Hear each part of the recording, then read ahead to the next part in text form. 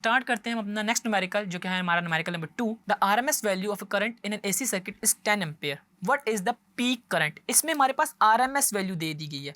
आई RMS जो है ना वो हमें दे दिया है 10 एम्पेयर्स, और हमसे वो पीक वैल्यू या उसकी जो मैक्सिमम वैल्यू है वो हमसे वो कह रहा है फाइंड आउट कर दें।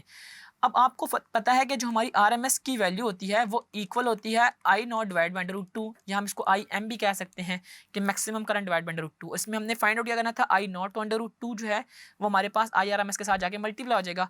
तो मेरे पास जो इसका फार्मूला बनेगा आई नॉट या आई पीक का, वो बनेगा √2 into I R M S. ठीक है जी।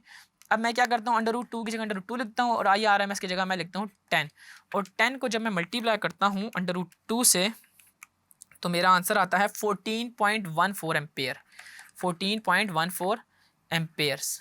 ठीक है, ये मैंने इसका पीक करंट फाइंड आउट कर लिया जब हमारे पास आरएमएस करंट था, by using the simple formula I R M S is equal to I naught या आई पीक डिवाइड बाई √2।